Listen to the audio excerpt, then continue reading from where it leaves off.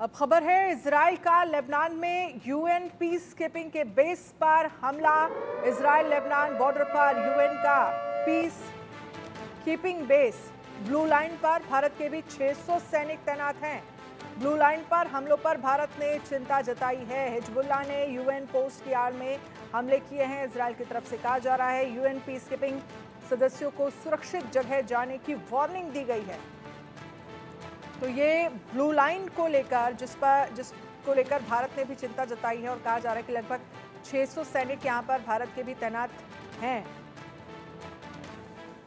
Blue line पर हमलों पर भारत ने चिंता जताई है। हिजबुल्लाह ने यूएन पोस्ट की आड़ में हमले किए हैं। इजराइल ने कहा यूएन पीस कीपिंग सदस्यों को सुरक्षित जगह पर ले जाने की बात कही जा रही है। यूएन पीस कीपिंग सदस्यों को सुरक्षित जगह जाने की वार्निंग दी जा रही है, क्योंकि हमले की वजह से ये कहा जा रहा है कि आप लोग सुरक्षित जगहों पर पहुंच जाएं, सुरक्षित जगहों पर चले जाएं। और इस पर बाकायदा वार्निंग दी गई है। और हमलों को लेकर जरा तस्वीरें देखिए और इसके जरिए आप अंदाजा लगाइए कि किस तरह से हमले जो हैं वो लगातार हो रहे हैं। आशीष दीक्षित इस पर ज्यादा जानकारी के लिए मेरे सहयोगी मेरे साथ न्यूज रूम से लाइव जुड़ गए हैं।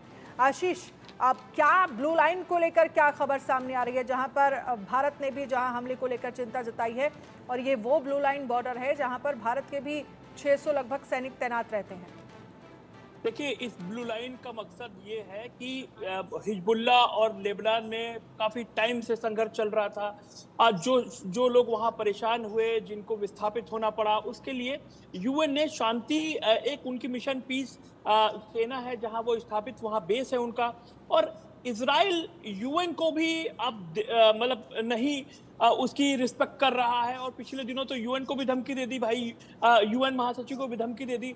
अब उसने पीस जो ब्लू लाइन है वहां पर जो पीस के लिए कई देशों की सेनाएं हैं, भारत के भी 600 सैनिक वहां पर हैं, इटली के हैं, फ्रांस के हैं, तमाम देशों के वहां पे सेनाएं हैं, टुकड़ियां हैं वहां पर उस बेस पर, उस पर हमला किया है। बताया जा रहा है 2 लोग घायल भी हुए हैं वहां पर।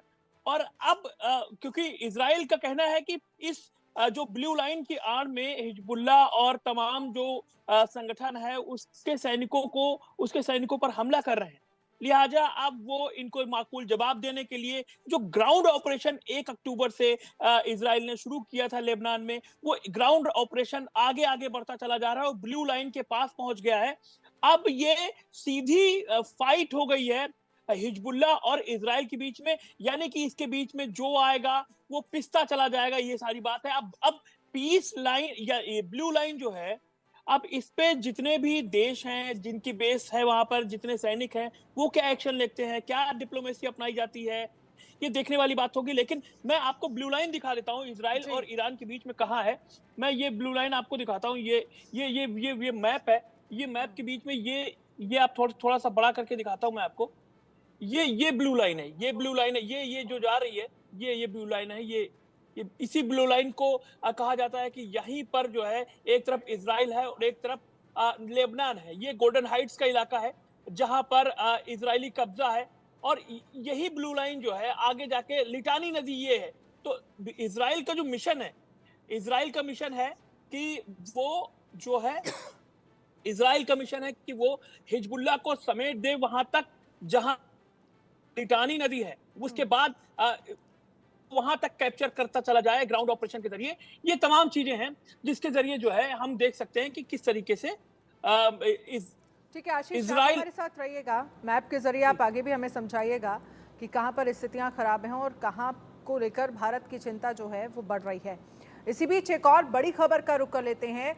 बेरूत में इजराइल की सबसे बड़ी स्ट्राइक। इजरायली हमले में लेबनान के 22 लोगों की मौत। इजराइल ने बेरूत में एक इमारत पर हवाई हमले किए हैं। हमले में 22 लोगों की मौत हो गई है, 177 घायल बताए जा रहे हैं। तो इजराइल ने बेरूत में एक इमारत पर हवाई हमला किया है। हमले में 22 लोगों की मौत हो गई है, 177 घायल बताए जा रहे हैं। बेरूत में इजराइल की सबसे बड़ी एयर स्ट्राइक। इस एयर स्ट्राइक को लेकर आशीष क्या जानकारी है, किस वक्त ये एयर स्ट्राइक की गई जिसमें 177 लोग घायल हैं और 22 लोगों के मारे जाने की खबर है? देखिए, ये एयर स्ट्राइक रात में की गई है और अब तक का सबसे बड़ा हमला बताया जा रहा है, क्योंकि बेरूत लेबनान की राजधानी है और सेंट्रल बेरूत पर यह हमला हुआ है और इसके निशान तबाही वाले हैं। और यहाँ पर देखा जा सकता है एक बड़ा सा गड्ढा हो गया है, जो तमाम सोशल मीडिया पे तस्वीरें हैं लेबनान से जो सामने आ रही हैं, बड़ा सा गड्ढा हो गया, कई सारे लोग घायल हुए, 22 लोग तो एक आंकड़ा मात्र है। इस जिस तरीके से हमला हुआ उससे लगता है कि करीब 50 से ज्यादा लोग मारे गए हैं और 150 लोग करीब करीब घायल हुए हैं। तो सेंट्रल बेरूत पर यह हमला हुआ है, लोग डर रहे हैं। आपको एक चीज और जानकारी बताना चाहूंगा, जो इजराइल है वो करीब करीब जो लेबनान है वो लंबाई में करीब करीब 150 किलोमीटर है, लेकिन चौड़ाई में वो मात्र 50 से 60 किलोमीटर है। यानी कि आप नोएडा से दिल्ली या दिल्ली से नोएडा जाएंगे तो 40 किलोमीटर कई दूरी है, 40 किलोमीटर की। और तो बेरूत से जब आप सीरिया जाएंगे, दमिश्क बॉर्डर सीरिया जाएंगे, वहां भी 40 किलोमीटर की दूरी है। यानी कि लोग वहां से भाग रहे हैं, रातों को सो नहीं रहे हैं, आप अब जाग कर सड़क पर रात बिता रहे हैं कि कहीं कोई ड्रोन, कहीं कोई मिसाइल उनके घर पर न गिर जाए, इसलिए वो बंकर में छुप रहे हैं। और वो लेबनान किसी भी कीमत पर छोड़ना चाहते हैं और वो सीरिया की तरफ रुख कर रहे हैं, यानी कि बस में सवार होंगे और घंटे भर में सीरिया निकल जाएंगे। इस तरह के हालात वहां पर लेबनान में बन गए। अनन्या, लेकिन अब आगे किस तरह के हालात बनते हुए दिख रहे हैं, क्योंकि एक तरफ इजराइल जो है वो लगातार लेबनान पर हमले कर रहा है, बेरूत पर यह हमला और अब तक की सबसे बड़ी एयर स्ट्राइक बताई जा रही है। दूसरी तरफ ईरान की तरफ से भी लगातार इजराइल पर हमले किए जा रहे हैं और ये कहा जा रहा है कि अगर यहाँ पर हमले करना बंद नहीं हुआ तो फिर, हालांकि अगर ईरान हमले करता भी है इजराइल पर तो कुछ ज़्यादा नुकसान इजराइल को नहीं होता। यही वजह है क्योंकि ये जो आयरन डोम है, जो डिफेंस सिस्टम इजराइल का बहुत ज्यादा मजबूत है, क्योंकि कोई भी मिसाइल, देखिए हवाई हमले पर का तो इजराइल पे कोई असर होने वाला नहीं है। हमला अगर समंदर से होता है या हमला अगर थल सेना यानी कि ग्राउंड ऑपरेशन तभी कोई असर हो सकता है। लेकिन ग्राउंड ऑपरेशन में भी इजरायली सैनिक कितने मजबूत हैं कि जिस तरीके से जो जियो पॉलिटिक्स है, इजराइल को तुरंत मदद पहुंची है, क्योंकि इधर चाहे लाल सागर हो, चाहे वो भूमध्य सागर हो, तमाम जगह पर अमेरिकी बेस हैं। तो ग्राउंड समंदर से वहां पहुंचना नामुमकिन है और जमीन से वहां पहुंचना बिल्कुल नामुमकिन है, क्योंकि ईरान के बाद इराक है, सऊदी अरब है, उसके बाद तब जाके जॉर्डन है, उसके बाद बॉर्डर इजराइल का लगेगा, या फिर इधर सीरिया से जाएंगे तो ये मुश्किल, बहुत ही मुश्किल है। तो हवा में अगर मार करेंगे वहां पर तो निश्चित तौर पर है कि इजराइल पर इसका कोई असर नहीं पड़ेगा। हाँ, ये है कि हाँ, ईरान धमकियां देता रहता है, ईरान को भी बैक है चाइना का, ईरान को भी बैक है रशिया का। तो ये वर्ल्ड वॉर की स्थिति है, देखने वाली बात होगी ये कहां जाकर खत्म होती है। शुक्रिया तमाम जानकारी के लिए आशीष। इस खबर